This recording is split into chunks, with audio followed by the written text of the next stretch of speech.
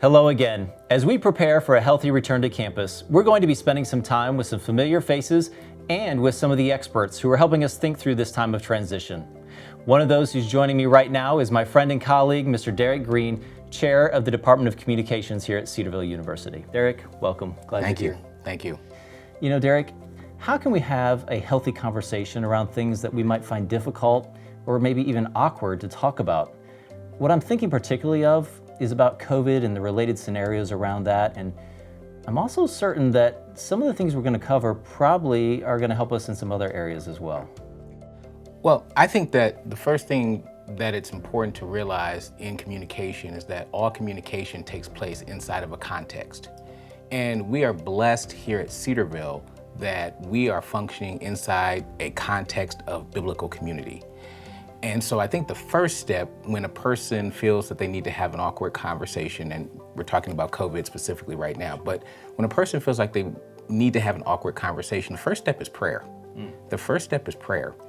And prayer that God would provide the right words for the person who is initiating the awkward conversation. Prayer that those who are on the receiving end of the communication, that they will hear it in the spirit in which it is intended, and that it will be a time of communication that reflects a biblical worldview and reflects the biblical community that we live in. So that's the first step. The first step is prayer. I would not attempt any awkward conversation in any situation without prayer. And even in initiating that conversation and establishing where we're going to have it, when we're going to have it, when it finally does take place, I would start it off with prayer and praying that God would allow the message that is intended to come forward, that it would be sent and received in the biblical nature in which it is intended. So that's the first step to me is prayer. The second thing is a recognition. There may be a person who feels that they are an at-risk individual and those around them are not engaging in the safety practices that we would like them to as it relates to COVID. There needs to be a recognition on both parts in the communication process. First, on the person who wants to initiate that conversation about safety practices, there's a recognition, there's a reason why they're doing that. And it may be something that is not visible to the outside. So we may have a person that we look at them and we see them physically and we think, why are they concerned about safety practice around COVID? They're young and healthy. Sure. We don't understand or don't know what's going on in their lives behind the scenes. They may be a caregiver for an elderly individual. They may be the sole income provider for their family, and that if they get sick with COVID, the income could be at risk. There are a number of reasons behind that. So as the receiver of that conversation, we want to understand it's more than just the individual that we're looking at. There are things behind that are driving that conversation that we want to be conscious of. From the initiator standpoint, we want to understand there may be a number of reasons why people are not engaging in these safety practices. And let's just use wearing a mask as an example. We want to look at people and we see them not wearing a mask and we say, oh, they don't care, they think it's a hoax, they're not taking this seriously.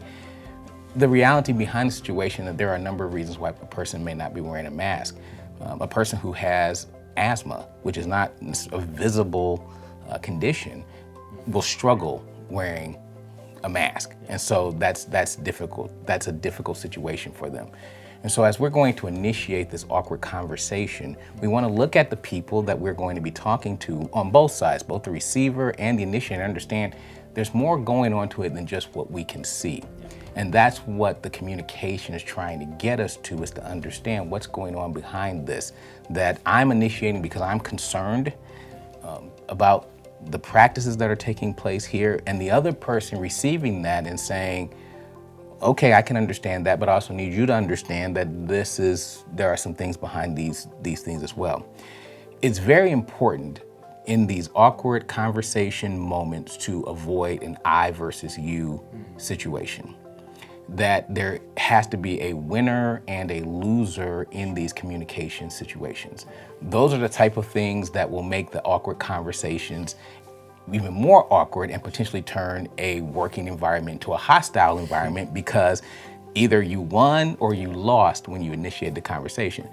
I think that our university has established the biblical principle that we're in community and it's not about winning or losing. This is about having the safest community, the safest biblical community that we can.